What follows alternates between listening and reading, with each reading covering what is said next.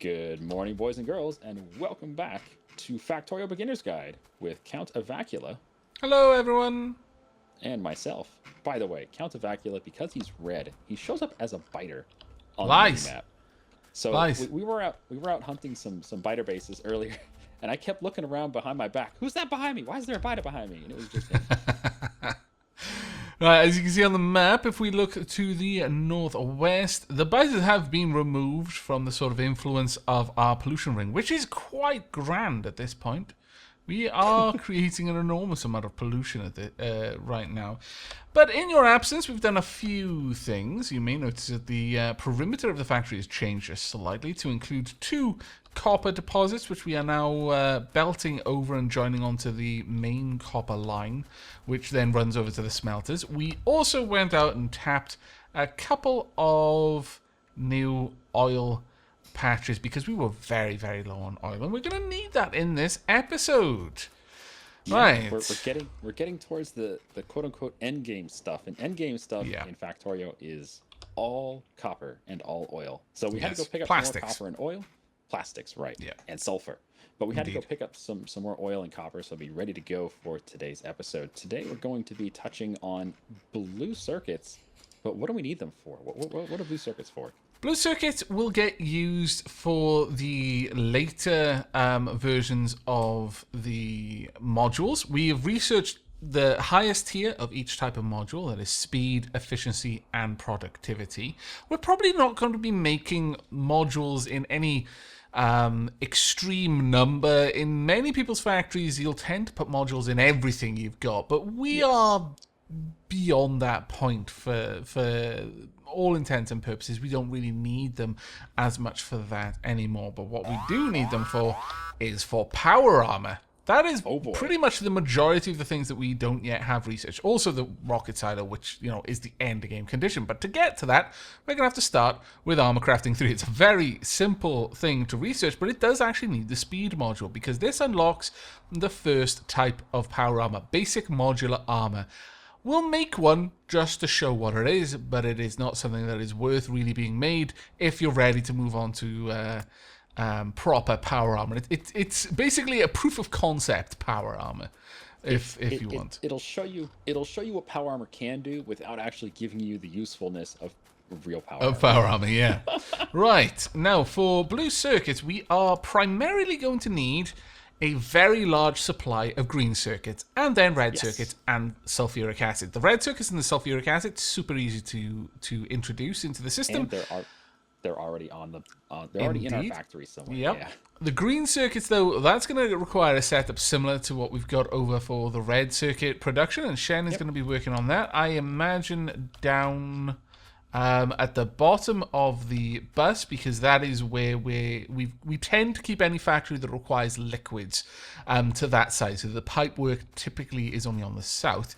Whilst Shen is going to be working on that, I'm going to be setting up a very quick little automated gun manufacturing system, because I want to show off what I've designated a wee bit of a blueprint for my defenses, which allows me to very quickly apply more defenses to an area. Okay, so I'm first going to go over to our red circuit area, where we have a whole bunch of green circuit production. And this is, you know, we kind of overbuilt this, but that's fine. There's no reason not to overbuild something in your factory. You can always change it later. But in this case, what we're going to do is we're going to copy, using a blueprint, this exact setup for green circuit production. So we're going to do that from our inventory here. Just grab the blueprint, and we're going to drag it over all the belts and all the factories and all the inserters. Don't need to grab any more. Just grab that. And then it'll pop this little window saying, what do you want it to look like? So you pick what you want to look like. And I want it to look like green circuits. No, not fish. What? Green circuits. There we go. And we create What's looking like fish? I'm confused and concerned. But once you've made your blueprint, it'll immediately equip it in your hand. So it wants you to lay it down right away. You don't have to. You can just hit Q or escape, whatever. And that'll get rid of it. And then you can find it in your inventory, and it'll look like that icon you chose. I chose a green circuit icon because it makes green circuits. So once we've selected our blueprint, we're going to hit R to rotate it, because I want it to go down instead of up. I'm going to give a little bit of room so it's not running over anything else. So let's go like right there. That looks fine. And now all of the robots will come, hey, it looks like you want to put down some green circuits. Can I help you with that? Here you go. There we are. Now, it is Robots. reporting that one thing it doesn't have in the logistics network, and that is light. So I'll just go ahead and place that down. We don't have an automated factory producing lights yet, but everything else in this setup of Shen's is available to the network, so it's all being delivered. That is pretty awesome. I've already got 2 blueprints, and I will, again, just go over creating them in a moment. Right now, I have set up the automated manufacture of guns, and I really do strongly recommend you don't abandon basic gun turrets. They can actually do remarkably high damage because they gain 2 types of upgrades. Unlike the lasers, which only really benefit from 1 research, which increases their damage, the gun turrets benefit from 2. One is gun turret damage, and the other is bullet damage. You can make the bullets they're firing better off. So this is the basic little defense base we've got. We've got a total of 8 lasers and 2 regular gun turrets. The gun turrets should be at the front because they have got the shorter range, but they will have a requester chest set to request 100 units of ammo. And so as long as this is within the logistics network, ammo will always be supplied to it by the robots, and then this can defend your base. I've already set that up as a blueprint here, but just for those who may be curious, I'm going to set up another blueprint and demonstrate that. So all you do, once again, I believe I covered this in the previous episode, you select everything you want, and it'll give you a list of everything that is required in this blueprint. You can set up any kind of blueprint icon, so lasers and guns there, for example. I'm not going to use this blueprint for that because I've already got one, but then it is a simple case of just applying the blueprint. You can rotate it like anything else. So if I wanted to add another one here, for example, maybe this area was particularly heavily attacked sometimes, I could just go ahead and do that, pop, and there we go. Now there are 2 things on this network that are not part of the logistics network, and that is the requester chest and the light. Now, unfortunately, that does mean that I can't demonstrate one pretty nice thing, so you're going to have to just take my word for it on this. But because I have selected this blueprint with this requester chest that has already been told to request 100 ammo, whenever I lay that blueprint down, the requester chest, should it be built by the robots in the normal way, will have 100 ammo, a 100 ammo request already input into it. So it'll remember what it's meant to be asking for as well. So there we are. It behaves the same way as a blueprinted factory. It'll know what formula you want. Exactly. I should limit the production of these guns because we don't want to stupid them up. There we go. That'll do there. But once you've got robots, as you can see, the production facilities become increasingly small. Just these little islands, which are then hooked up to delivery boxes, because you don't really need to worry about how you're getting them from where you want them to where they're putting things on the main bus, or at least not with guns anyway. You probably wouldn't be putting those on the main bus unless your factory was under a lot of attack. Frankly, more than I could ever imagine it being under attack. Right. That would never happen, Aavak. How's things going down here then, Shen? Fine.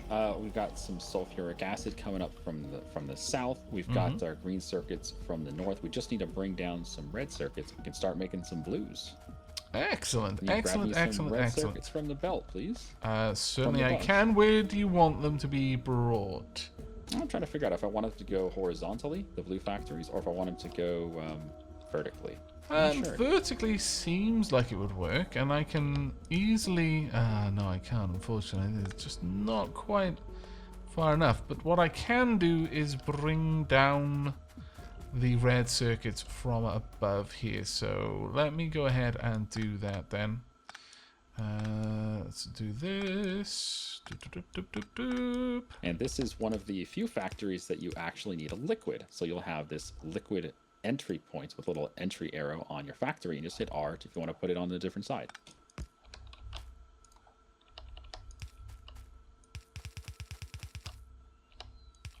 I'll just drag this across, and then we can go down from there. Right, there we are. Since I've got my underground belt, here we go. Was that the red circuits? Red Awesome. circuits on their way for you. May want to move that across, actually, if we wanted to pick up from over here. Yeah, we can either move the belts or move the factories. Either way. Probably easier to move the factories because the green belt is just a straight belt that way, so it's a little bit more, a little bit tidier. Right, so we are going to have blue circuits are being made now. My opinion is that we should have those on the main bus because green circuits, blue circuits are going to be used in a very, very large amount once we get going with them. So the other alternative is just have robots bring them everywhere, but that is true. We're not doing that. We're not doing that. Yeah, we could do that, but ultimately, I don't think it's the best. It's a situation where how lazy do you want to be comes into effect. Because if you want to be lazy, you can have robots do everything for you, and it's not going to make your factory look bad at all. It's just going to remove a lot of the spaghettiness of your factory, right? You're not going to have the belts everywhere. But you can do it with belts, you can do it with robots, doesn't matter. It's going to remove all the character from your factory. Basically. Your factory had character? Our factory has character. Look at it. It's very characterful. Characterful. There we go. I didn't know that was a word. Oh, yes, it is. Looking at this, I am wondering, though, if it wouldn't be better to have the green closer to the factory so we could use fast inserters to pick up the green. Definitely. So given that... Why don't we run the red down the back? And then we can just use inserters down the back. Sure, yeah, that would work fine. Let me get all of that. You know what? I'm going to be super lazy here. Robots, come pick up these belts and take away all of the stuff on the belts, please. Thank you. I am so lazy. So lazy.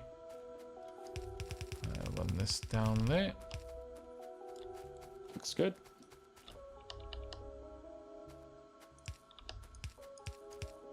And this can just be the output belt then.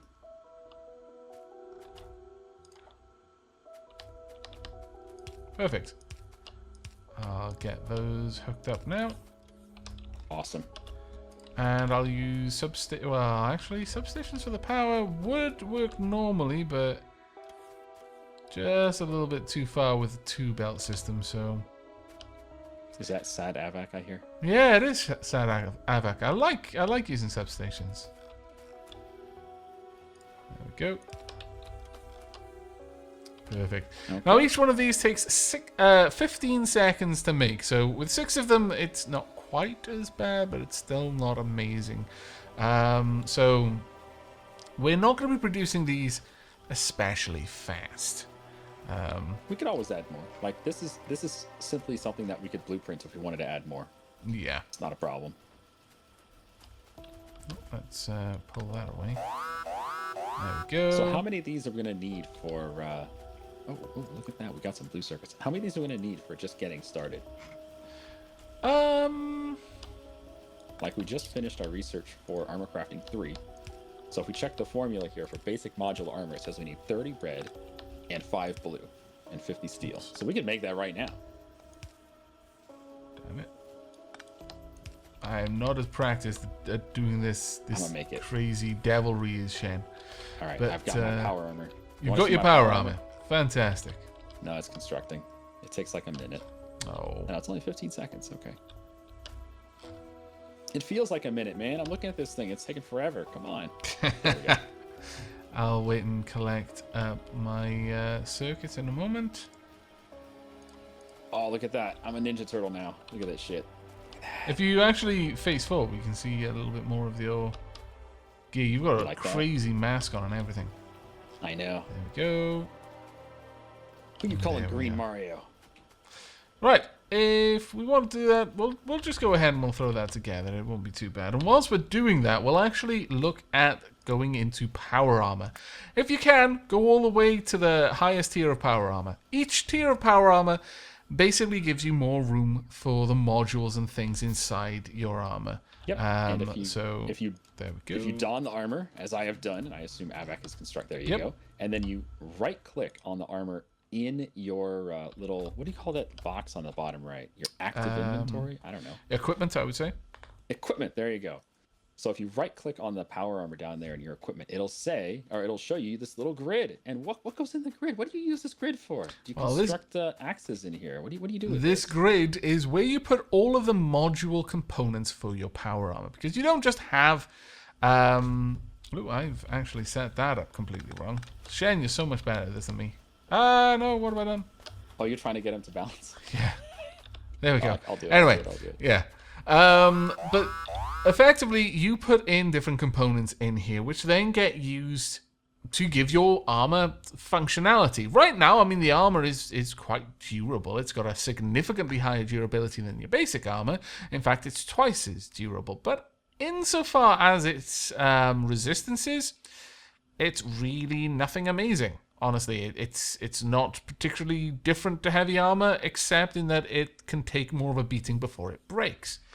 However, all of these things, energy shields, night vision, battery equipment, portable solar panels, personal laser defenses, discharge defenses, personal roboports, basic exoskeletons, and then portable fusion reactor, which is effectively a better power generator than the solar, because solar obviously relies on the sun, whereas the fusion reactor will run at all times. Better battery equipment, better shield equipment. These are the things that you put into the power armor. Oh, I missed it all. Where's that inventory? What? All the stuff you were just mentioning. Oh, it's all in the tech tree, right? All in the tech tree. All in the tech tree. Don't worry, you haven't missed a thing. Oh, yeah, the panicking is your little voice. It's these little icons that looks like a little dude, but it's like a silhouette. And all those are just different modules that can go into your power armor. So some of them offer you defensive bonuses. Some of them offer you offensive bonuses. One of them makes your screen green, right? Yeah, the night vision. We'll actually start off by building the portable solar panel, because you basically need power. You need to power your power armor. You can't do anything else if you don't have power in it. So we'll go ahead and we'll start the research on that. And it's going to be a little while before we've got more of that research done. In fact, let's go ahead and create a passive provider chest down here that is just hoovering up all of these goodies. There we go. Perfect. Sounds good. Right, so that's going to be available to us from now on. But I think at that point, we'll wrap this episode up and we'll go ahead and we'll research all of these goodies off camera, because it's going to take a little bit of time. As you can see, each one is unlocking more. But we won't build any until you're back with us in the next episode. And then we'll have an episode where we just play around with power armor and just see what we can do with it. Oh, how's that So sound? much fun. It is so much fun. Power armor is amazing. It is indeed. But that is going to be it from us, so I hope you've enjoyed this episode and are looking forward to the next. This is one of the last episodes. At this point, I don't think it's going to be very long before we reach rocketry and then win the game. So if you do have any questions, now's the time to ask them in the comments down below. But until next time, do take care, everyone. Have a good day.